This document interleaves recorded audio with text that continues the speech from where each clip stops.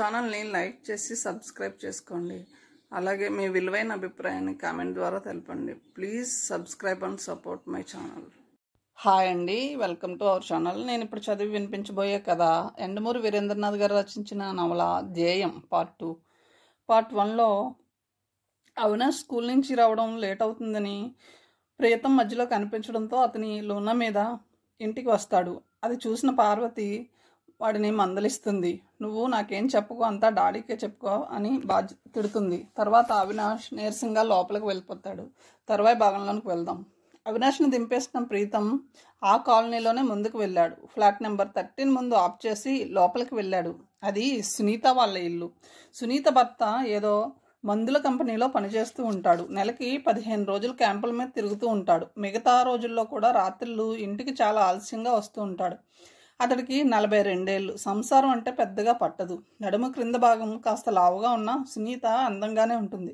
35 ఏళ్ళు వచ్చినా ఆమె అందం తగ్గలేదు. కొద్దిగా పొడవు ఎక్కువ, వాలుజడ వేస్తుంది. ప్రీతం చూసి రాబోయ్ రా అని లోపలికి తీసుకువెళ్ళింది. లోపల టీవీ నడుస్తుంది. ప్రీతం వెళ్ళి సోఫాలో కూర్చున్నాడు. టీ ఇవ్వనా అంది సునీత. వద్దు అన్నాడు స్టైల్గా. సునీత వచ్చి అతడి పక్కనే సోఫాలో కూర్చుంది. ఆ కూర్చోవడం కూడా కాస్త దగ్గరగా అతడికి ఆనుకుంటూ కూర్చుంది. ప్రీతంకి 14 నిండుతుంది. అతని నాయనమ్మకి మాత్రం 12 ఏళ్ల వాడిలాగే కనపడతాడు. అప్పుడప్పుడే కొద్దిగా మీసాలు వస్తున్నాయి. తనలో తను నవ్వుకోవడం చూసి ఏమిటి విషయం అంది సునీత. తను షాప్లో చేసిన ఘనకార్యం చెప్పాడు ప్రియతం. గుడ్ అంది. వాడికి అలాంటి శాస్తి కావలసిందేలే. ప్రీతం సునీత వైపు తిరిగి ఆంటీ నాకు ఆకలిస్తుంది అన్నాడు. సునీత లోపలికి వెళ్ళి ప్లేట్లో ఉప్మా పట్టుకొచ్చింది. ప్రీతం తినసాగాడు. చూసావా ఎంత అన్యాయమో అంది. ప్రీతం ఆశ్చర్యంగా ఏమిటి అన్నాడు. నాకు పెట్టకుండా నువ్వు తినేస్తున్నావు కదూ నవ్వుతోంది. అదేమిటి నువ్వు తినలేదా అని అడిగాడు. అదే నా కోసం ఉంచుకున్నాను అంది. అయితే నువ్వు ఇంకో ప్లేట్ తెచ్చుకో ఆంటీ. అదేమిటి నువ్వు పెట్టకూడదా ఏంటి అంటూ అతని వేళ్ల మధ్య ఉన్న స్పూన్తో ఉప్మా తీసి నోట్లో వేసుకుంది. ప్రీతం కళ్ళల్లో ఆశ్చర్యంతో పాటు అయోమయం కనబడింది. నీళ్లు తాగుతుంటే పొలమారింది. ఏ ప్రీతం ఏమైంది అంటూ తలపై మెత్తగా కొట్టింది. దాంతో గ్లాసులో నీళ్లు కాస్త అతని షర్ట్పై పడ్డాయి. ప్రీతం కంగారుగా అరే ఇప్పుడు ఎలా ఆంటీ అన్నాడు. ఏముంది షర్ట్ విప్పి ఫ్యాన్ కింద పెడతానుంది. వద్దులే ఇలాగే ఫ్యాన్ కింద నిలబడతాను అన్నాడు. చలేస్తుందని నవ్వుతూ అంటూ చొరవగా తన గుండీలు విప్పింది. ప్రీతంకి సిగ్గేసింది. చొక్కాని కుర్చీ మీద ఆరేసి ఫ్యాన్ స్పీడ్గా పెట్టి వచ్చి అతని పక్కగా కూర్చుంది. ఆమె చీర కుర్చీలు అతనికి మెత్తగా ముక్మల్ గుడ్డలా తగులుతున్నాయి. ఆమె ముందుకు వంగి ఉండడంతో దగ్గరగా కనిపిస్తుంది. నీకు తెలుసా గుండెల మీద వెంట్రుకలుంటే చాలా అదృష్టం అంట. నాకు తెలీదు, అయినా నాకు లేవుగా అన్నాడు అమాయకంగా. లేకపోవడం ఏమిటి, ఇవిగో ఇప్పుడిప్పుడే వస్తున్నాయి. నువ్వు లక్కీ మ్యాన్ అన్నమాట అని అతడి ఛాతీని ఒకసారి స్పృశించి చూపించింది. ప్రీతంకి ఇదంతా ఏదో తెలియని థ్రిల్ ఇస్తుంది. అన్నట్టు నువ్వు పొడుగ్గా నేను పొడుగ్గా ఉన్నట్టుండి అడిగింది. నువ్వు పొడుగా నేను పొడుగా అని అడిగింది. నేనే గర్వంగా చెప్పాడు. కాదు అంటూ లేచి నిలబడి ఏది చూడు అంది. ప్రీతం ఆమె ఎదురుగా నిలబడ్డాడు. 2 తలల మీద చెయ్యి పెట్టి నిజమే నువ్వే పొడుగు అంది. ఆమె శరీరం అంతా అతడికి తగులుతూ ఉంది. చెయ్యి తీసేసిన తర్వాత కూడా ఆమె కదలలేదు. అతడు కూడా దూరం వెళ్లే ప్రయత్నం చేయలేదు. ఆమె ఊపిరి అతని గడ్డానికి తగులుతూ ఉంది. ఆంటీ అన్నాడు. అంది నవ్వుతూ. అతడికేం చెప్పాలో తెలియలేదు. నీకెక్కడ పుట్టుమచ్చ ఉన్నట్టుందే అంది అతని కాలర్ బోన్ కింద ఉన్న పుట్టుమచ్చను తాకుతూ. ఇలా ఎడంవైపు ఉంటే మగవాళ్ళకి అదృష్టం, మరి ఆడవాళ్ళకి అని అడిగాడు. కుడివైపు అంది. అతడి దృష్టి ఆమె మెడ మీద నిలవడం చూసి ఏం అనుమానమా, చూస్తావా అంది. వద్దులే ఆంటీ అన్నాడు మొహమాటంగా. భలే వాడివే, నీ వయసులో ఏదైనా తెలుసుకోవాలనే ఉత్సాహం ఉండాలి అంటూ మెడ దగ్గర పైటను కాస్త జరిపింది. ప్రీతం నుదుట చెమటలు ఎగ్జైట్మెంట్తో ఎక్కువైంది. తడారిన పెదవులను నాలుగుతో తడి చేసుకోవడానికి ప్రయత్నం చేస్తున్నాడు. ఆమె మాత్రం మామూలుగానే ఉంది. ఆమె మెడ దగ్గర ఉన్న పుట్టుమచ్చని చూడడం లేదు అతడు. కంఠం క్రింద గీతని చూస్తున్నాడు. అంతలో ఆమె పైట సరిగ్గా సర్దుకుంది. ఆ తర్వాత షర్ట్ తీసి ఆరిందో లేదో చూసింది. ఫ్యాన్ గాలికి అది తొందరగానే ఆరింది. దాన్ని అతడికి అందించింది. అందుకుంటుంటే అతడి చేతివేళ్లు కంపించాయి. అతడు చాలా హుషారు, చొరవ ఉన్న కుర్రవాడే. స్నేహ బృందంలో ఏదైనా కొత్త పని చేయవలసి వచ్చినప్పుడు అందరికన్నా ముందుంటాడు. సిగరెట్స్ తాగడం లాంటివైతే అతను తొందరగానే నేర్చుకున్నాడు. కానీ అతని వయసుతో పోల్చుకుంటే ఇది చాలా కొత్త అనుభవం. తమకు తెలియనిది ఈ ప్రపంచంలో ఇంకేమీ లేదనుకున్న స్నేహ బృందం వాళ్ళకు తెలియని దానికన్నా మరో మెట్టు ఎక్కానన్న కించిత్ గర్వం. ఆమె వచ్చి అతడి పక్కన కూర్చుంది. సోఫాలో ఇంకా జాగా ఉన్న ఆమె అతడికి తగులుతూనే కూర్చుంది. ఆమె చేస్తున్న ప్రతి పని సహజంగా ఉండడంతో అతడికి ఏమీ అర్థం కావడం లేదు. ఏదో ఉందని తెలుసు కానీ ఏం జరుగుతుందో తెలియడం లేదు. అంతలో బయట ఏదో వెహికల్ లాగిన చప్పుడు. ఆమె లేచి వెళ్ళి తలుపు తీసింది. ఆమె భర్త క్యాంప్ నుంచి వచ్చాడు. ప్రీతంని కళ్ళతోనే పలకరించి లోపలికి వెళ్ళాడు. నేను వెళ్ళొస్తాను అన్నాడు. మంచిది అన్నదామె చిరునవ్వుతో. అప్పుడప్పుడు వస్తూ ఉండు. అతడు నీరసంగా బయటకు నడిచాడు. చంటిపాప సన్నగా ఏడుస్తున్నట్లు ఎక్కడి నుంచో ధ్వని. సీరియస్గా చదువుకుంటున్న అవినాష్ ఉలిక్కి పడ్డాడు. ఆ శబ్దం ఏమిటో అతనికి వెంటనే అర్థం కాలేదు. మళ్ళీ అదే శబ్దం, సన్నటి రోదనలాగా. గదంతా కలియజూశాడు. ఏమీ కనపడలేదు. అంతా తన భ్రమేమో అనుకునేంతలో మళ్ళీ అదే ఏడుపు వినిపించింది. ఈసారి కిటికీ అవతల నుంచి అంతలోని దబ్బున ఏదో పడిన శబ్దం కూడా. అవినాష్ లేచి నిలబడి కిటికీలోంచి బయటకు చూశాడు. బయట బాగా చీకటిగా ఉంది. ఏమీ కనపడలేదు. తటపటాయిస్తూ గదిలోంచి బయటకు వచ్చాడు. అతడికి భయం వేసింది. అంతలోనే ఏదో మొండి ధైర్యం కూడా వచ్చింది. నెమ్మదిగా బయటకు వెళ్ళాడు. కిటికీ పక్కన గోడ కానుకొని కూర్చుని ఉన్నది తెల్లటి పిల్లి పిల్ల. బొద్దుగా అందంగా ఉంది. అవినాష్ని చూడగానే దీనంగా మ్యావ్ ఉంది. ఆ పిలుపులోది తనను రక్షణ కోరుతున్నట్లుగా అనిపించింది. నెమ్మదిగా దగ్గరికి వెళ్ళి మోకాళ్ళ మీద కూర్చుని దాన్ని ముట్టుకున్నాడు. పట్టు కుచ్చులా తగిలింది. అతని దగ్గర రకరకాల బొమ్మలున్నాయి. అతని తండ్రి చాలా కొని తీసుకువస్తూ ఉంటాడు కూడా. కానీ ప్రాణం ఉన్న జంతువుని ముట్టుకోవడం జ్ఞానం వచ్చాక అదే మొదటిసారి. ఏదో అపూర్వమైన అనుభూతి. అనుకోకుండా దొరికిన వరంలాగా అపురూపంగా దాన్ని ఎత్తుకుని గుండెలకు హత్తుకున్నాడు. అది కూడా ఆప్యాయంగా అతడి చేతిని నాకుతుంది. ఈ లోపల వెనక అలికిడైంది. తిరిగి చూస్తే మంగ. అబ్బా ఎంత బాగుందో, దీన్ని మన ఇంట్లోనే ఉంచేసుకుందామా బాబు అంది. ఆ పిల్ల రావడం అతను గమనించలేదు. అప్పుడు రాత్రి 8 అయ్యి ఉంటుంది. శీతాకాలం కావడంతో బాగా చలి కూడా అంది. ఇది ఎవరిదో మనకు తెలియదుగా అమాయకంగా అన్నాడు. మన పక్క కాలనీ నుంచి అప్పుడప్పుడు వస్తూ ఉంటాయి అంది మంగ. అయితే మనం ఉంచేసుకోవచ్చు అన్నమాట అన్నాడు సంతోషంగా. తనకి చాలా ఆకలిగా ఉన్నట్లుంది. ఏమైనా పెట్టాలి అంది మంగ పెద్ద ఆరిందాలాగా. నిజానికి అవినాష్ కన్నా మంగ వయసులో చిన్నదే. ఏం పెడదాం? నా గదిలో స్వీట్లు బిస్కెట్లు ఉన్నాయి, పెట్టనా అని అడిగాడు. అవి తినటానికి ఇది చాలా చిన్నది కదా. అన్నం కూడా తినదు. పాలు పోస్తే తాగుతుంది అంది మంగ. పాలా? ఎలా పట్టించాలో మనకు తెలియదుగా అన్నాడు. మంగ పడి పడి నవ్వింది. పిల్లి పాలు ఎలా తాగుతుందో తెలియని పిల్లలుంటారని దానికి మొట్టమొదటిసారి తెలిసింది. సాసర్లో పోస్తే అదే తాగుతుంది బాబు. మనం చెప్పకపోయినా దానికి తెలుస్తుంది అంది. ఈ లోపల అవినాష్ అని ఓ పెద్ద గర్జన వినిపించింది. అవినాష్ ఉలిక్కి పడ్డాడు. ఎప్పుడొచ్చిందో తెలియదు కానీ తల్లి గోడ దగ్గర నిలబడి ఉంది. దాన్ని కింద పెట్టు అని గట్టిగా అరిచింది. ఆ భయానికి ఒక్కసారిగా దాన్ని వదిలేశాడు. పిల్లి పిల్ల దబ్బున కింద పడింది. గదిలో నువ్వు కనిపించకపోతే ఏమైపోయావోనని హడలి చచ్చాను. ఎక్కడిదది? ఏమిటి పనులు అంటూ గద్దించింది. తెలీదు మమ్మీ, ఏడుస్తుంటే ఏమిటో చూద్దామని వచ్చాను అన్నాడు భయంగా. గొప్ప పని చేసావులే, పద, డాడీ వచ్చే టైం అయిందంది. ఇంకా అక్కడే నిలబడి ఉన్న మంగవైపు ఉరిమినట్లు చూసి, ఏమిటే ఏదో సినిమా చూస్తున్నట్లు అట్లా నిలబడ్డావు, దాన్ని తీసి బయటపడేయి అంది. మంగ అక్కడి నుంచి కదలలేదు. పార్వతి విసురుగా వచ్చి ఆ పిల్లిని గాలిలోకి లేపి గోడపై నుంచి రోడ్డు మీదకి విసిరేసింది. అది దీనంగా అరుస్తున్న అరుపులు ఇంకా వినపడుతూనే ఉన్నాయి. అవినాష్ అసహనంగా ఇంట్లోకి నడిచాడు. వెళ్ళి మంచం మీద కూర్చున్నాడు. గదిలో సెల్ఫ్లో వరుసగా ఉన్న జంతువుల పుస్తకాలు, bear, Donald duck, Mickey mouse, జిమ్లో అన్నీ తనని జాలిగా చూస్తున్నట్లు అనిపించాయి. పుస్తకం తీసి చదువుతూ కూర్చున్నాడన్న మాటే కానీ అతని మనసులో లేదు. ఈసారి పిల్లి అరుపులు అంత దగ్గరగా వినిపించడం లేదు. దూరంగా ఎక్కడి నుంచో సన్నటి ఆర్తనాదం, గుండెల్ని దేవేసే రోదన. అతడికి బాగా దుఃఖం కలిగింది. 1/2 గంట గడిచాక అతని తండ్రి వచ్చాడు. తండ్రి చేతిలో పెద్ద ప్యాకెట్ ఉంది. చూడు నీకోసం ఏం తెచ్చానో అన్నాడు పెద్ద అట్ట పెట్టే టేబుల్ మీద పెడుతూ. కంప్లీట్ వర్డ్ ఎన్సైక్లోపీడియా, మొత్తం 25 వాల్యూమ్స్. ఇక నీకు బోర్ అనేదే ఉండదు అన్నాడు. ఎంతిది? భర్తకి పంచి అందిస్తూ అడిగింది పార్వతి. 1500. వెంటనే పార్వతి కొడుకు వైపు తిరిగి, చూసావా అవినాష్, డాడీకి నువ్వంటే ఎంత ప్రేమో. మన కాలనీలో ఎవరైనా పిల్లలకి ఇంత ఖరీదైన బహుమతి ఇస్తారా? మహా అయితే క్రికెట్ బ్యాటో సైకిలో కొంటారు. ఇవి నీకు భవిష్యత్తులో కూడా పనికొస్తాయి అంది. అవినాష్ మాట్లాడలేదు. ఆ పుస్తకాలను చూస్తూ కూర్చున్నాడు. రాత్రి 10 అవుతుంది. అతను పడుకునే టైం అయింది. తల్లి తండ్రి ఇంట్లో లేరు. తొందరలో డిసెంబర్ 31 రాబోతుంది. దాని గురించి ఆ ఫంక్షన్ ఆ కాలనీలో ఎలా చేయాలన్న మీటింగ్కి వెళ్ళారు.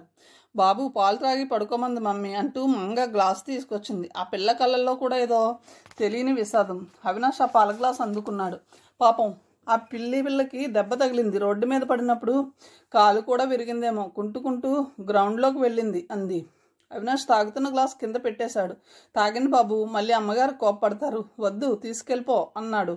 మంగ వెళ్ళిపోయింది. కళ్ళు మూసుకుని పడుకున్నాడు అవినాష్. అతని కళ్ళల్లో ఆకలితో అలమటిస్తున్న పిల్లి పిల్ల కదులుతుంది. విరిగిన కాలుతో డేక్కుంటూ నడుస్తున్న ఆ పిల్లి తన గుండెల మీద నుంచి వెళ్తున్నట్లు అనిపించింది. బయటకు వెళ్ళి చూడాలంటే మమ్మీ వాళ్ళకి తెలిస్తే ఎంత గొడవ చేస్తారో ఊహించుకుంటే భయమేసింది. అలాగే నిద్రపోయాడు. కలత నిద్రలో చటుక్కున మెలకు వచ్చింది. బయట కుక్కలు మెత్తగా మరుగుతున్నాయి. ఆ అరుపుల మధ్య పిల్లి స్వరం కూడా సన్నగా వినిపిస్తుంది. అవినాష్ లేచి బయటకు వచ్చాడు. మమ్మీ డాడీ ఇంకా రాలేదు. బయట వరండాలోకి వచ్చాడు. ఎదురుగా దృశ్యాన్ని చూస్తూ అలాగే నిలబడిపోయాడు. మానవత్వం, కారుణ్యం లాంటి పదాలు అతడికి తెలియవు. కానీ ఆ దృశ్యాన్ని చూస్తుంటే మనసు నిండా ఏదో భరించలేని తృప్తిగా అనిపించింది. 8 ఏళ్ళు కూడా లేని మంగ పిల్లి పిల్లని ఒళ్ళో పెట్టుకుని చిన్న గిన్నెలో పాలు తాగిస్తుంది. అలికిడికి తలెత్తి అవినాష్ని చూసింది. వెన్నెల ఆ పిల్లి కళ్ళల్లో పడి మెరుస్తుంది. మీరు పాలు వదిలేయడం మంచిదైంది బాబు, లేకపోతే ఇంత రాత్రివేళ పాలు ఎక్కడ దొరుకుతాయి అంది.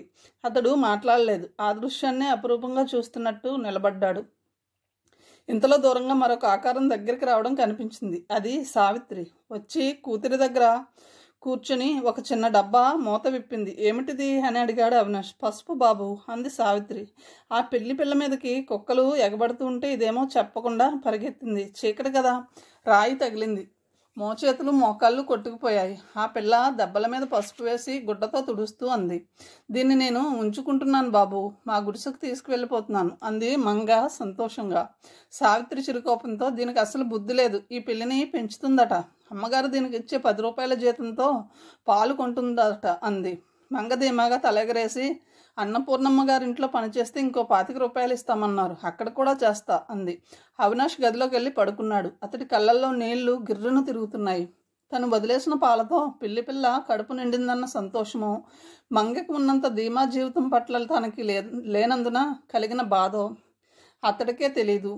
అతడు పడుకున్న పక్కకి కాస్త దూరంలో బల్ల మీద తండ్రి ఆ రోజే కొనుక్కొచ్చిన జనరల్ నాలెడ్జ్, ప్రపంచ చరిత్ర పుస్తకాలు తనని చూసి నవ్వుతున్నట్లు అనిపించాయి.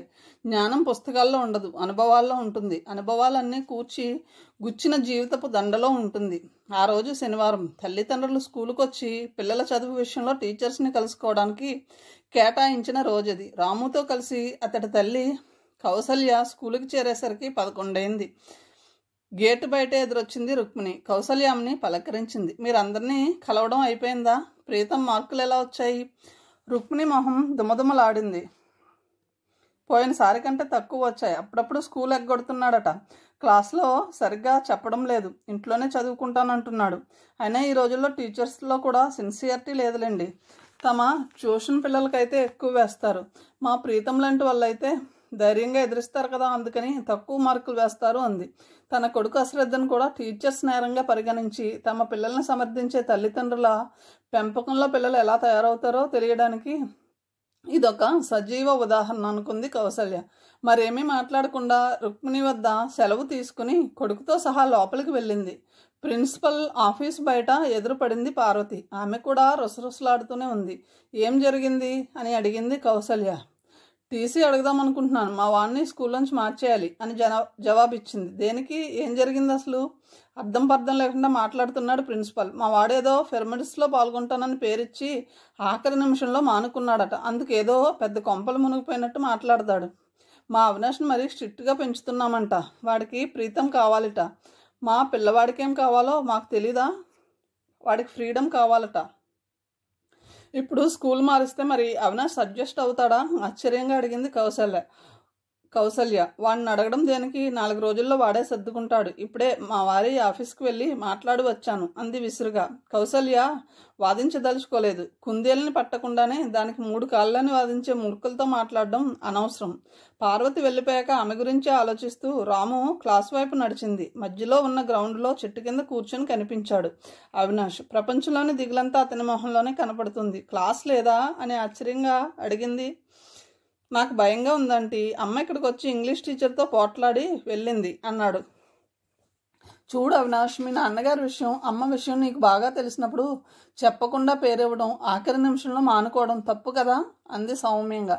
నిజమే, కానీ అప్పుడు ఆలోచించుకోకుండా ఇచ్చేశాను. పిరమిడ్స్లో ప్రైజ్ పోయిందని టీచర్ల బాధ. ఫస్ట్ ర్యాంక్ పోయిందని మీ అమ్మా నాన్నల బాధ, నీకేమో రెండింటి గురించి బాధగానే ఉంది కదూ. అవినాష్ ఆమె వైపు ఆశ్చర్యంగా చూశాడు. తన మనసులో మాట ఆమెకెలా తెలిసిందా అని అనుకుంటూ అవునంటీ అన్నాడు. పోతే పోయిందని ఊరుకోకుండా దానికోసం ఏదో చేయాలని నీకుంది, అది చాలా మంచి అలవాటు.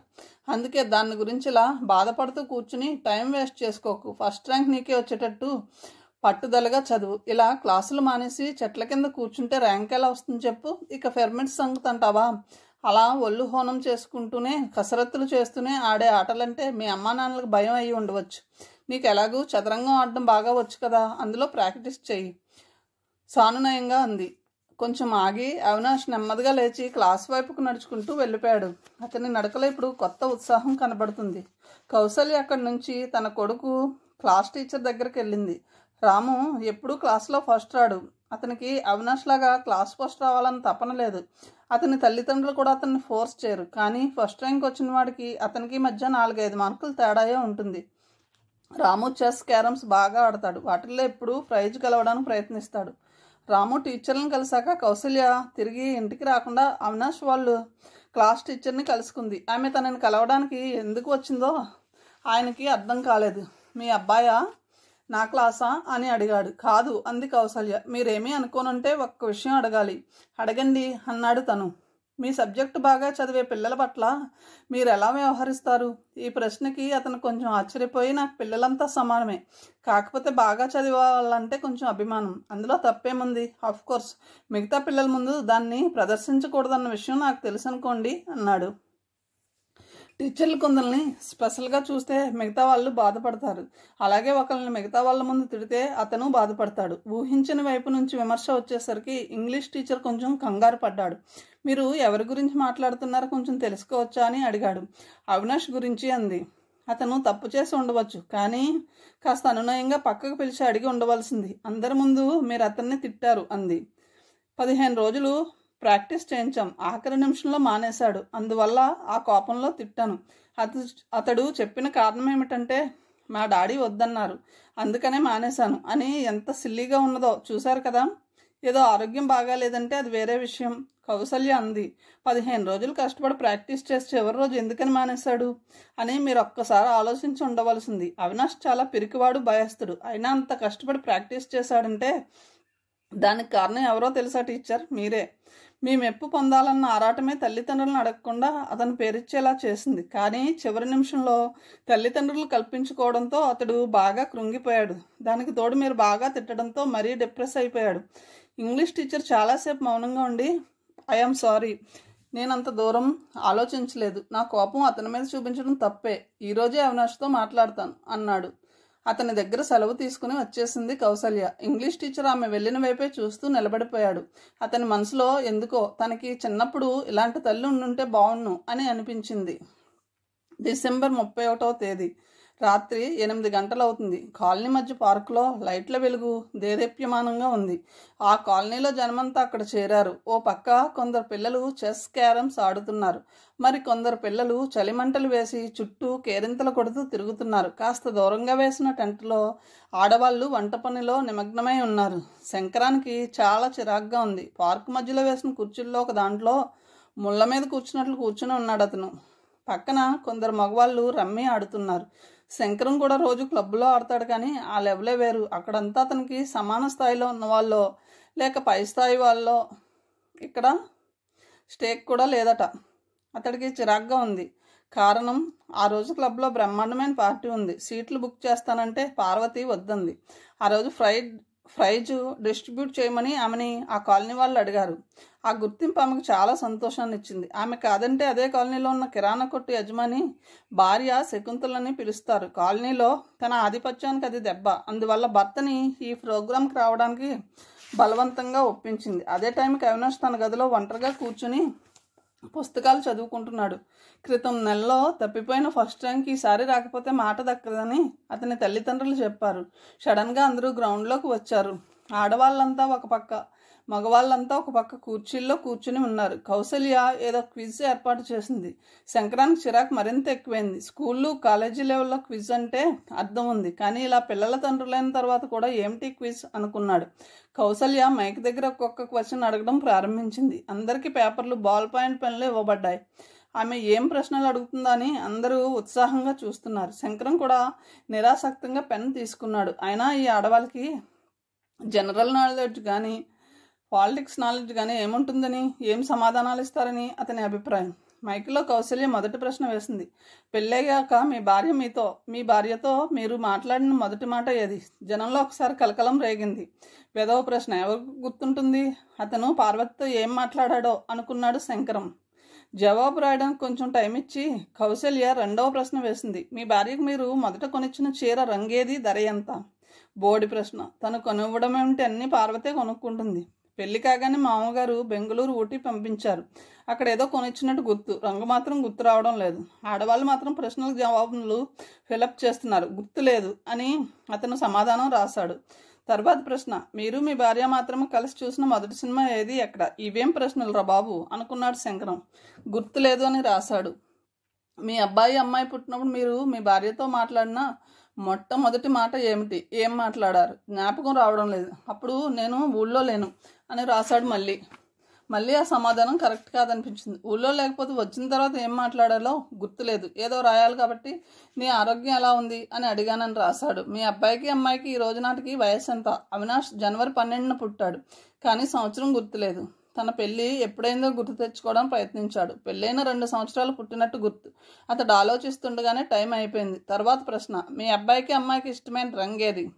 చచ్చు ప్రశ్న. వాడికి నన్ను బట్టలు ఈ కాలనీలో ఏ పిల్లలకి ఉండవు. దాదాపు అన్ని రంగుల బట్టలు ఉన్నాయి కాబట్టి వాడికి అన్ని రంగులు ఇష్టమే అని రాశాడు. ఎన్సైక్లోపీడియా బ్రిటానికా అని రాస్తున్నప్పుడు మాత్రం గర్వంగా ఫీల్ అయ్యాడు. ఆ సమాధానం మాత్రం కరెక్ట్గా రాసినట్టు అతనికి నమ్మకం కుదిరింది. మొత్తం 20 ప్రశ్నల్లో 15కి అతను సరిగ్గా ఆన్సర్ చేయలేకపోయాడు. కాగితాలన్నీ కౌసల్య పోగు చేసి తీసుకెళ్ళింది. భోజనాల దగ్గర ఏర్పాటు చేస్తున్న దశరథ్ కొడుకు దగ్గరకు వచ్చేసరికి తల తిప్పి చూశాడు. రాము మొహంలో సంతోషం లేదు. ఏం జరిగింది బాబు, క్యారమ్స్ ఫైనల్లో పోయిందని అడిగాడు. లేదు పప్ప, గెలిచాను. చెస్ కూడా ఫైనల్ ఆడాలి అన్నాడు. మరింకేం ఆడు, అది గెలుస్తావు అన్నాడు దశరథ్. అది కాదు పప్ప, ఎవరికి ఆడడం సరిగ్గా రాదు. ఈజీగా గెలుస్తున్నావు, అదే బాధగా ఉంది అన్నాడు రాము. ఆటలు ఎవరికి సరిగ్గా రావనుకుంటాను. ఏం చేస్తాం అన్నాడు దశరథ్. అవినాష్ రాలేదు, వాడైతే బాగా ఆడతాడు. వాడితో పోటీపడి గెలిస్తే బాగుంటుంది. అరే ఎందుకు రాలేదు? వాళ్ళమ్మను అడిగావా? అడిగాను, వాళ్ళే వద్దని చెప్పారట. ఇంట్లో చదువుకుంటూ కూర్చున్నాడంట. అలాగా, అయితే నేను అడుగుతానులే ఉండు అంటూ అవినాష్ తల్లి దగ్గరికి వెళ్ళి రిక్వెస్ట్ చేశాడు. మొహం అదోలా పెట్టి కొడుకుని పిలిపించడానికి ఒప్పుకున్నాడు శంకరం. రాము ఉత్సాహంగా వాళ్ళ ఇంటికి పరిగెత్తుకు వెళ్ళాడు. ఇంటికి తాళం జాగ్రత్తగా వేయండి అని వెనకాల నుంచి అరిచింది పార్వతి. ఆ తర్వాత వంట పనులు చూస్తున్నాడన్న మాటే గాని దశరథ్ శంకరం కుటుంబం గురించి ఆలోచించసాగాడు. అవినాష్కి నిజంగా మంచి తెలివితేటలున్నాయి. చెస్ బాగా ఆడతాడు. డిసెంబర్ 31వ తేదీ రాత్రి ఇలా పిల్లలు పెద్దలు అందరూ ఒకే చోట చేరినప్పుడు కూడా ఒక పిల్లవాడిని ఇంట్లో ఉంచి చదువుకోమంటే అతని మానసిక స్థితి ఎలా ఉంటుంది అని బాధపడ్డాడు. ఈ లోపల అతడి దృష్టి ప్రీతం మీద పడింది. ప్రీతం సునీత పక్కన కూర్చుని కబుర్లు చెప్తున్నాడు. సునీత విరగబడి నవ్వుతుంది. దశరథ్ కళ్ళు తిప్పుకున్నాడు. ఇంతలో దూరం నుంచి రాము పరిగెత్తుకు రావడం కనిపించింది. పప్ప అని అరుస్తున్నాడు. ఏమిటి రాము, ఎందుకలా భయపడుతున్నావు? దశరథ్ కంగారుగా అడిగాడు. పప్ప, మరేమో అవినాష్ చచ్చిపోయాడు. అవినాష్ చచ్చిపోవడం ఏమిటి? ఏం మాట్లాడుతున్నావు? గట్టిగా అరిచాడు దశరథ్.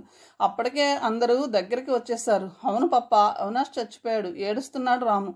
క్షణంలో అక్కడ పరిస్థితి మారిపోయింది. దాదాపు అందరూ శంకరం ఇంటి వైపు పరిగెత్తారు. ముందు గదిలోనే ఒక మూల కుప్పలా పడి ఉన్నాడు అవినాష్. గదంతా చిందరవందరగా ఉంది. శంకరం అతని భార్య పెద్దగా ఏడుస్తున్నారు. పిల్లలందరూ బిక్కమొహాలు వేసుకున్నారు. జరిగిన దుర్ఘటన తాలూకు తీవ్రత వాళ్ళకి ఇంకా అర్థం కాలేదు. ఒక మూలపడి ఉన్న టిక్ 20 బాటిల్ చూడగానే జరిగింది అర్థమైంది దశరథ్కి. అతడు చుట్టూ ఉన్న వాళ్ళను దాటి ముందుకెళ్ళాడు. అవినాష్కి మెల్లగా లేవనెత్తి సరిగ్గా పడుకోబెట్టాడు. అవినాష్లో ఎక్కడా చలనం లేదు. చెయ్యి పట్టుకుని నాడి చూశాడు. బలహీనంగా ఎక్కడో అతి మెల్లిగా కొట్టుకుంటుంది. దశరథ్ మొహం కాస్త వికసించింది. ప్రాణం ఉన్నది, ఇంకా త్వరగా కారు తీసుకురండి, హాస్పిటల్కి తీసుకువెళ్ళాలి అన్నాడు. నా కారు పంక్చర్ అయింది అన్నాడు శంకరం బిక్కమొహంతో. నేను ఇస్తాను అనలేదు విశ్వేశ్వర్.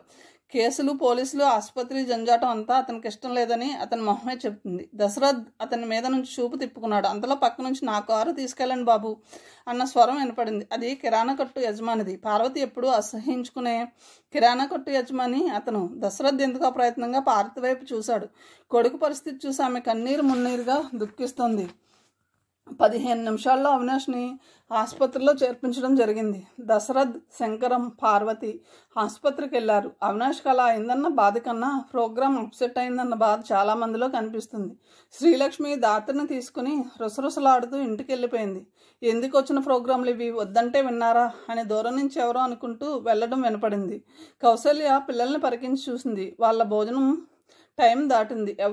ఎవరింట్లోనూ వండలేదు. ఇప్పుడు వీళ్ళని పస్తు పడుకోబట్టడం న్యాయం కాదు. అక్కడున్న చాలామంది ఇళ్ళకి వెళ్ళిపోవడానికి సిద్ధపడుతున్నారు. కౌసల్య కొందరు పెద్ద పిల్లల్ని పిలిచింది. అవినాష్కి ఏం కాదు, ఇప్పుడే వాళ్ళ నాన్నగారు ఆసుపత్రి నుంచి ఫోన్ చేశారు. మనందరం కలిసి చిన్నపిల్లలకి భోజనాలు పెడదాం, అన్నీ సిద్ధం చేయండి అని చెప్పింది. అందరూ హుషారుగా ముందుకొచ్చి పనులు మొదలుపెట్టారు. భోజనం చేసే ముందు అవినాష్కి నయం కావాలని పిల్లల చేత ప్రార్థనలు చేయించింది కౌసల్య. వాడు బతికి బయటపడితే నీ కొండకు వస్తాం, తలనీలాలు సమర్పించుకుంటాం, వాడిని బతికించి తండ్రి. పార్వతి ఆపరేషన్ థియేటర్ బయట నిలబడి మొక్కుకుంటుంది. వరండాలో నిలబడి ఉన్నారు దశరథ్, శంకరంలో మునుపటి ఉత్సాహం లేదు. ఒకసారి పనిష్మెంట్ ఇస్తే దారికి వస్తాడనుకున్నాను, కానీ ఇలా చేస్తాడనుకోలేదు అన్నాడు. జరిగిపోయిందానికి ఇప్పుడు విచారించి లాభం లేదు. మీరు ఇంట్లో తిట్టి, అక్కడ టీచర్ తిట్టి, ఇలా 2 వైపుల నుంచి వచ్చిన తాకిడికి తట్టుకోలేకపోయినట్లున్నాడు అన్నాడు దశరథ్. ఇంతలో డాక్టర్ బయటకు వచ్చాడు. నేను చేయగలిగిందంతా చేశాను, మరో 2 గంటలు గడిస్తే కానీ చెప్పలేను అన్నాడు. ముగ్గురు గదిలోకి వెళ్ళారు. గదిలో అవినాష్ బెడ్ మీద ఉన్నాడు. ఆక్సిజన్ పెట్టారు. మనిషి ఎగిరెగిరి పడుతున్నాడు. చచ్చిపోయాడనుకున్నవాడు ప్రాణంతో ఉన్నాడని తెలియగానే ఏదో సంతోషం, ఆశ. కానీ చావు బ్రతుకుల మధ్య కొట్టుకోవడం కల్లారా చూస్తే తట్టుకోవడం కష్టం. ఆసుపత్రి చాలా ఎత్తుగా కొండ మీద ఉంది. అందులో వాళ్ళున్నది 3వ అంతస్తు కాబట్టి అక్కడ నుంచి సిటీ అంతా కనిపిస్తుంది. దశరథ్ కిటికీలోంచి బయటకు చూశాడు. కొత్త సంవత్సరం ప్రారంభం కావడంతో అర్ధరాత్రి అయిన రోడ్లన్నీ సందడిగా ఉన్నాయి. అవుట్లు పేలుతున్నాయి. రాత్రి 12 గంటలు అవుతుండేసరికి అందరిలోనూ ఉత్సాహం. బాణాసంచా కాలుస్తున్నారు. తారాజువ్వలు పైకెగురుతున్నాయి. దగ్గరలో ఉన్న చర్చిలో గంటలు మోగసాగాయి. రాత్రి 12 గంటలైనట్టు కింద ఎవరో హ్యాపీ న్యూ ఇయర్ అని గట్టిగా అరుస్తున్నారు. కాలం ఆగదు. సంవత్సరాలు, నెలలు, రోజులు, గంటలు, నిమిషాలు అని తనని తాను విభజించుకోదు. క్షణం అడుగులో అడుగులేసుకుంటూ నిరంతర స్రవంతిలో కదిలిపోతూనే ఉంటుంది. మైలురాళ్ళలాగా సంవత్సరాలు వెనక్కి దొర్లుతూనే ఉంటాయి. ముహూర్తాలు, పండుగలు, పర్వదినాలు అన్నీ మనుషులు నిర్మించుకునేవే. కాలానికి అదంతా అనవసరం. చేసిన ఘోరాన్ని, నేరాల్ని కాలం మీదకి నెట్టి తృప్తి పడేది మనిషే. గదిలో అలజడి వినిపించి లోపలికి వెళ్ళాడు దశరథ్. అవినాష్ చిన్నగా మెదులుతున్నాడు. ఆక్సిజన్ ట్యూబ్ లయబద్ధంగా కదులుతుంది. He is out of danger అన్నాడు డాక్టర్ సంతోషంగా. 4 ఏళ్లు గడిచాయి. కాలనీ మధ్య నాటిన మొక్కలు ఏపుగా ఎదిగాయి. ఇప్పుడిప్పుడే మొగ్గ తొడుగుతున్నాయి. కాలనీలో ఉన్న అమ్మాయిలు కూడా బాల్యం నుంచి యవ్వనంలోకి అడుగుపెట్టే దశలో ఉన్నారు. ఊరికే బయట అలా గ్రౌండ్లో తిరక్కండి, ఇంట్లోనే ఉండండి అని తల్లులు ఆంక్ష పెట్టడం మొదలైంది. అలా ఎందుకు చెప్తున్నారో అర్థం కాని వయసు పిల్లలది. ఇన్నాళ్ళు లేనిది ఇప్పుడు అమ్మ ఎందుకు అలా అరుస్తుంది, తిరిగితే ఏమవుతుంది అని మనసులో తిట్టుకుంటున్నారు. వాళ్ళకు అర్థమయ్యే రీతిలో చెప్పాలనే ఆలోచన చాలామంది తల్లిదండ్రులకు లేదు. ప్రీతంకి కానీ, అతని చెల్లెలు వరుదినికి కానీ అలాంటి బాధలు లేవు. వాళ్ళ స్వేచ్ఛను అరికట్టాలన్న ప్రయత్నం రుక్మిణి కానీ, కృష్ణమూర్తి కానీ ఎప్పుడూ చేయలేదు. వరుదిని, లేమ్మ, స్కూల్కి ఆలస్యం అవుతుంది. నాయనమ్మ 4వసారి వచ్చి లేపింది. వరుదిని బద్ధకంగా కదిలింది. నిజానికి ఆమె నిద్రపోవడం లేదు. గత రాత్రి చూసి వచ్చిన సినిమా తాలూకు లవ్ సీన్స్ పునరుచ్చరణ చేసుకుంటుంది. నువ్వు వెళ్ళు నానమ్మ, నేను లేస్తాలే అంది విసుగ్గా దుప్పట్లోంచి. టైం 7 అయిపోయింది. ఇక నీ ఇష్టం, మళ్ళీ ఉరుకులు పరుగులు పడతావు అని హెచ్చరించి వెళ్ళిపోయింది అనసూయమ్మ. మంచి కలలో ఉండగా పాడు చేస్తుంది నానమ్మ అని మళ్ళీ కళ్ళు మూసుకుని దిండు గుండెలకు ఆంచుకుని బోర్లా పడుకుంది వరుదిని. గత రాత్రి సినిమా చూసి వచ్చిన దగ్గర నుంచి ఆమె ఈ లోకంలో లేదు. ఆమెకి ఆ హీరో అంటే ఎంతో ఇష్టం. వరుదిని ఇంకా లేవలేదా? ఈసారి తల్లి అరిచిన అరుపుకి లేచి బాత్రూంలో పరిగెత్తింది. అద్దంలో ఎదురుగా ప్రతిబింబం. రేగిపోయి మొహాన పరుచుకున్న నల్లటి జుట్టు, కళ్ళ కిందకి జారిన కాటుగా, పక్కకి కదిలిపోయిన బొట్టు ఎంత అందంగా ఉంది. ఆ హీరోయిన్ కంటే తనే బాగుంది. వరుదినికి తనకు తానే ముద్దొచ్చింది. టవల్ తీసి నైటీ మీద ఫైటలా పరుచుకుని మిగతా సగం తల మీద ముసుగులా వేసుకుని చూసింది. ఆ ఫోజు మరీ బాగుంది. గత రాత్రి సినిమాలో చూసిన పాటను సన్నగా విజిలేయసాగింది. వరుదిని అలా విజిలేయవద్దని నీకు ఎన్నిసార్లు చెప్పాను? అసలు నువ్వు ఆడపిల్లవేనా? పక్క రూమ్లో నుంచి అనసూయమ్మ కంఠం వినిపించింది. వరుదినికి వల్లు మండింది. ఏం వేస్తే తప్పేమిటట అని గట్టిగా అరుద్దామనుకుని మళ్ళీ ఎందుకనో మానేసింది.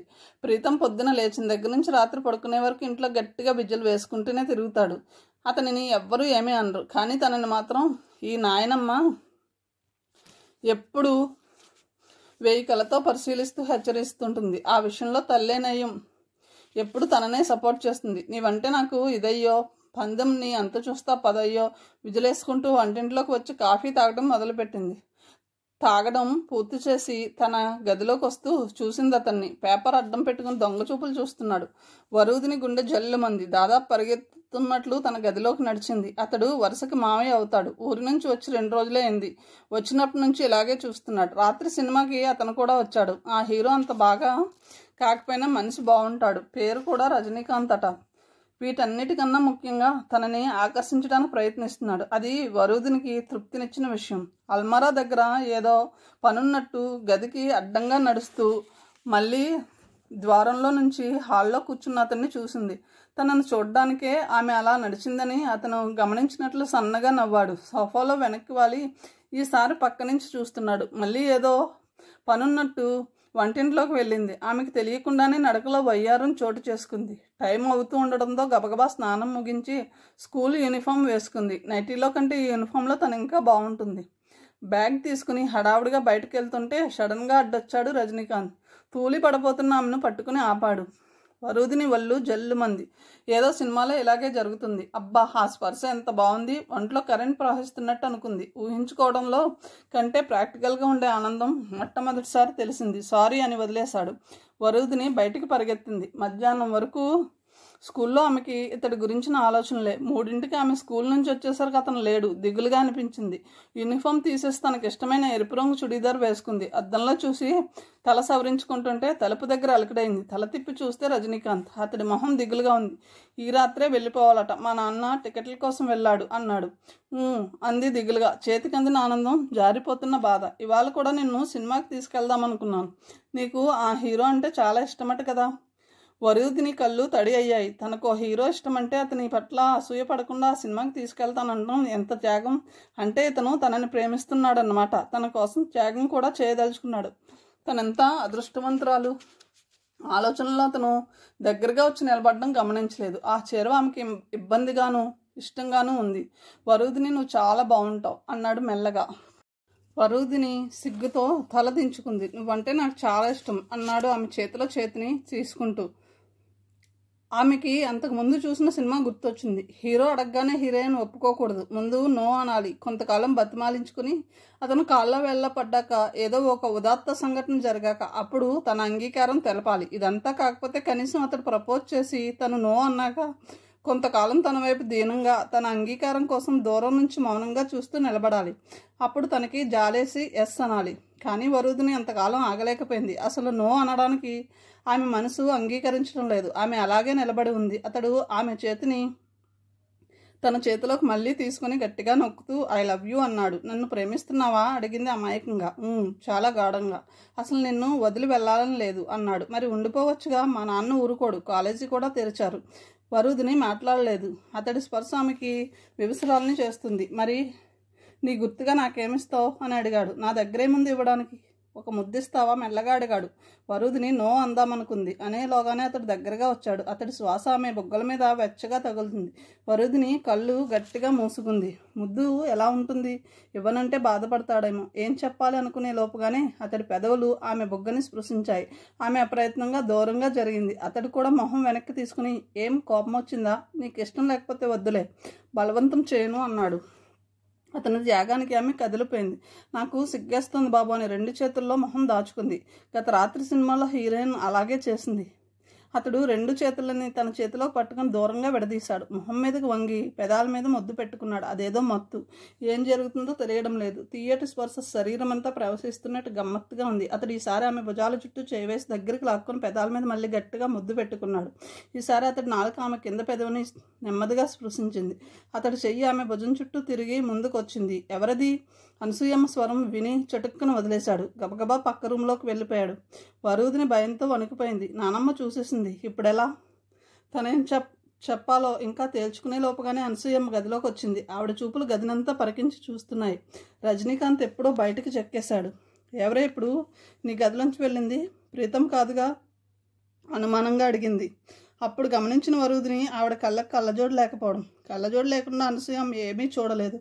ప్రస్తుతం దానికోసమే వెతుకుతుంది. వరుదిని టేబుల్ మీద ఉన్న కళ్ళజోడు తీసి ఆవిడికి అందించింది. నాయనమ్మ చూడలేదని నిర్ధారణ కాగానే వరుదినికి ధైర్యం వచ్చింది. ఎవరొస్తారు నా గదిలోకి? రజనీ వచ్చి అన్నయ్య ఉన్నాడా అని అడిగి వెళ్ళిపోయాడు అంది. అతని పట్ల తనకు ఎలాంటి ఇంట్రెస్ట్ లేనట్లు. రజనీయా? సరిగ్గా కనిపించలేదులే, అయినా పెద్దదానివి అవుతున్నావు, పరాయి మగ పిల్లలకు దూరంగా ఉండాలి అని చెప్పి వెళ్ళిపోయింది ఆవిడ. పరాయి మగ వాళ్ళకి ఎందుకు దూరంగా ఉండాలో, సన్నిహితంగా ఉంటే వచ్చే ప్రమాదం ఏమిటో ఆవిడ ఎప్పుడు విడమర్చి చెప్పలేదు. ఆవిడే కాదు, ఈ ప్రపంచంలో ఏ తల్లి, ఏ తండ్రి, ఏ అమ్మమ్మ, ఏ నాయనమ్మ విడమర్చి చెప్పదు. విడమర్చి చెప్పకపోవడం చిన్నపిల్లల దురదృష్టం. రుక్మిణి అయితే ఆ విషయాలు కూతురుతో మాట్లాడదు. స్వేచ్ఛగా వదిలేస్తే కూతురే అన్నీ తెలుసుకుంటుందని అనుకుంటుందామే. అయితే ఆ వయసు రాకముందే చిన్నపిల్లల్లో కుతూహలం, మానసిక ఒంటరితనం ఉంటాయని రుక్మిణి లాంటి తల్లులు తెలుసుకోలేరు. అమ్మాయిలు అబ్బాయిలు కలిసి తిరిగితే ఏం నష్టమో పెద్దాలకు మరీ చేదస్తాం అని నవ్వుకుంది వరుదిని.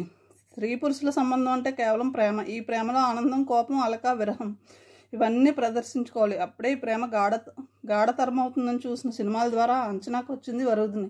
ప్రేమలో పడ్డ ఈ 2 రోజులుగా ఎంత ఎగ్జైటింగ్గా ఉందో ఆమెకి అనుభవపూర్వకంగా తెలుస్తుంది. ప్రతి క్షణం అవే ఆలోచనలు, ఆ దొంగచూపులు, మోగ సంభాషణలు, రహస్య సమావేశాలు ఇవన్నీ జీవితాంతం పదిలపరుచుకోవాల్సిన అందమైన అనుభవాలుగా ఆమెకు తోస్తున్నాయి. ఇంతకాలం ఆమె జీవితం ఎంత నిరర్ధకంగా ఉందో ఆమెకు అర్థమవుతుంది. అంతేకాదు, ఆ కాలనీలో ఉన్న ఆడపిల్లలందరికన్నా ఎంతో ఎత్తుకు ఎదిగిపోయినన్న భావన ఆమె మనసులో చోటు చేసుకుంటుంది. మిగతా వాళ్ళందరి పట్ల ఒక రకమైన జాలి కూడా ఏర్పడింది. అతడు ఈరోజు వెళ్ళిపోతానంటే చెప్పలేనంత దిగులుగా ఉంది. రేపటి నుంచి ఎలా బతకగలను అనే ఆలోచనలతో దుఃఖం కలుగుతుంది. వెళ్ళకు రజని, నీ వరుదిని వదిలి వెళ్ళకు అని అతని గుండెల్లో తలదాచుకుని ఏడవాలనిపిస్తుంది. రజనీకాంత్ ఊరంతా తిరిగి చీకటి పడే వాళ్ళకి ఇంటికి తిరిగి వచ్చాడు. భయంగా లోపలికి అడుగు పెట్టాడు. ఎదురుగా సోఫాలో కూర్చుని ఉంది అనసూయమ్మ. ఏరా, ఎక్కడికి వెళ్ళావు? అసలే ఊరు కొత్త, ఏమైపోతావో అని దిగులతో చేస్తున్నాను అంది. అమ్మయ్య అనుకుంటూ వచ్చి ఎదురుగా కూర్చున్నాడు రజని. జరిగిన విషయాలు ఆవిడ చూడలేదు. అది కాదు అతని సంతోషం. వరుదిని కూడా వాళ్ళ నాయనమ్మకి ఏమీ చెప్పలేదు. అంటే వరుదిని అదంతా ఎంజాయ్ చేసిందనేగా. రజనీకి కూడా ఈ అనుభవం అంతా చాలా కొత్తగా ఉంది. అతడికి ఇది మొదటిసారే. అతడు కూడా విషాదంలోనూ థ్రిల్లోనూ కొట్టుకుపోతున్నాడు. నాన్న ఇంకా ఇంటికి రాలేదా అడిగాడు రజని చుట్టూ కలయ చూస్తూ. తలుపు చాటు నుంచి తననే గమనిస్తున్న వరుదిని అతన్ని కంటపడింది. మీ నాన్న ఇంకా రాలేదు, రాగానే టైం అయిపోతుందని హడావుడి చేస్తాడు, నువ్వన్నీ సర్దుకో, నాకు వంట పని ఉంది అని వంటింట్లోకి వెళ్ళిపోయింది. ఇంట్లో మరెవరూ లేరని నిర్ధారించుకున్నాక అతడు వరుదిని గదిలోకి వచ్చాడు. వరుదిని చాలా ఉద్వేగంగా ఉంది. వెళ్ళొద్దు అనబోయింది. ఈ లోపల అతడు దగ్గరగా వచ్చి గుండెలకు ఆమెను బలంగా హత్తుకున్నాడు. మొదటిసారి ఉన్నంత బెదిరి ఈసారి ఇప్పుడు లేదు. ఆమె తన మొహాన్ని చేతిలోకి దాచుకోలేదు. ఆమె మరింత దగ్గరగా లాక్కుని బుగ్గలు, కళ్ళు, పెదవులు ముద్దులతో నింపేశాడు. తమకంతో ఒళ్ళంతా తడిమేశాడు. ఆమెకేమీ తెలియడం లేదు. ఏదో ట్రాన్స్లో ఉన్నట్లుంది. అడగాలనుకున్నవేమీ గుర్తు రావడం లేదు. అతడా అవకాశం ఇచ్చేటట్లు లేదు. ఐ లవ్ యూ అని చెవి దగ్గర మాటిమాటికి అంటున్నాడు. ఇంతలో డోర్ బెల్ మోగడంతో అతడు ఆమెను వదిలేసి వేగంగా పక్క గదిలోకి వెళ్ళిపోయాడు. వచ్చింది అతడి తండ్రి. రాత్రి బస్సుకి టికెట్ దొరకలేదని, తెల్లవారుజాముకి దొరికిందని అనసూయమ్మతో చెప్పాడు. వరుదిని గదిలోంచి బయటికి రాలేదు. ఆ అమ్మాయి మొహం అంతా ఎర్రగా కందిపోయి ఉంది. అసలు అతడంత ధైర్యం చేస్తాడని అమ్మాయి కలలో కూడా ఊహించుకోలేదు.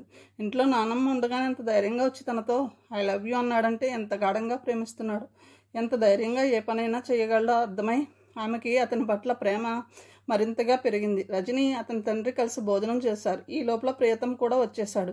ప్రీతంకి వరుదినికి విడిగా భోజనాలు పెట్టింది అనసూయమ్మ. ఏరా, మీ నాన్న అమ్మ రాలేదా? ఈ రాత్రికి రారా అని అడిగింది. ఏమో నాకేం తెలుసు అన్నాడు ప్రియతం. అతడికి కూడా ఆ రోజు చాలా ఎగ్జైటింగ్గా గడిచింది. మొట్టమొదటిసారి అతడు ఒక ఫారిన్ సిగరెట్ని ఆ రోజే త్రాగాడు. రాత్రి 11 అయింది. వరుదిని బల్ల దగ్గర కూర్చుని చదువుకుంటుంది. ఇంకా తల్లి తండ్రి రాలేదు. ఆ రాత్రి తెల్లవారుజాము వరకు ఏదో నైట్ అవుట్ పార్టీ ఉందని వెళ్ళారు. అదే గదిలో మరో పక్క మీద ప్రియతం నిద్రపోతున్నాడు. రజని, అతని తండ్రి ముందు హాల్లో పడుకుని ఉన్నారు. అనసూయమ్మ గదిలో నిద్రపోతుంది. వరుదినికి చాలా ఎక్సైటింగ్గా ఉంది. ఇంకొక 4-5 గంటల్లో రజని తండ్రితో కలిసి వెళ్ళిపోతాడు. అది కాదు ఎక్సైటింగ్. ఆమె భోంచేసి తన గదిలోకి వచ్చేసరికి బల్ల మీద చిన్న కాగితం ఉంది. ఆ కాగితంలో ఇలా రాసింది. ప్రియమైన వరుదిని, ఇంకొక 4 గంటల్లో మేము వెళ్ళిపోతున్నాం. ఈ లోపుతో నీతో ఎన్నో చెప్పాలని, మనసు విప్పి మాట్లాడాలని ఎంతో కోరికగా ఉంది. 6:03 3:06 నేను నిన్ను విడిచి ఉండలేను. ఈ రాత్రి సరిగ్గా 12 గంటలకు పెరట్లోకి రా. అక్కడ నీ కోసం ఎదురు చూస్తుంటాను. గుండె వేగంగా కొట్టుకుంటుండగా కాగితం చింపేసేసి కిటికీలోంచి బయట పారేసింది. బల్ల ముందు కూర్చొని చదువుకుంటున్న మాటే గాని వరుదినికి తన గుండె చప్పుడు తనకే స్పష్టంగా వినిపిస్తుంది. గడియారం చూసింది. 2 నిమిషాలు తక్కువ 12 అయింది. ఈ లోపల హాల్లో చప్పుడైంది. అంటే రజనీ లేచి పెరట్లోకి వెళ్తున్నాడన్నమాట. ఆమె సందిగ్ధంలో పడింది. తల తిప్పి చూసింది. ప్రీతం గాఢ నిద్రలో ఉన్నాడు. వరుదినికి భయంగా కూర్చుని మరో 2 నిమిషాలు అలాగే ఉండిపోయింది. టైం 12 గంటల 5 నిమిషాలైంది. బయట పెరట్లో చీకట్లో చలిలో రజనీ ఉన్నాడని తెలియగానే ఆమె ఆగలేకపోయింది. లేచి గుమ్మం దగ్గరికి వచ్చింది. ముందు గదిలో అనసూయమ్మ గురక నెమ్మదిగా వినిపిస్తుంది. రజనీ తండ్రి కూడా గాఢ నిద్రలో ఉన్నాడు. మనసులో ఏదో బెదురు, భయం. తల్లి తండ్రి వచ్చేస్తారేమోనన్న జంకు. వెళ్ళి రజనీ దగ్గరగా ఉండాలన్న కోరిక. రకరకాల ఆలోచనలు, రకరకాల ఘర్షణలు. వరుదిని ఎటు నిర్ధారించుకోలేకపోతుంది. ఇంతలో 12 అయినట్టు దూరం నుంచి గడియారం గంటలు వినిపించాయి. వరుదినికి టెన్షన్ మరింత ఎక్కువైంది. వేళ్ళు సన్నగా కంపిస్తున్నాయి. మాటిమాటికి గడియారం వైపు చూడసాగింది. మరో 2 నిమిషాలు అయ్యేసరికి ఆమె నిభాయించుకోలేకపోయింది. కథను ఇంతటితో ముగిస్తున్నాను. తిరిగి తర్వాయి భాగంతో కలుద్దాం. Thank you.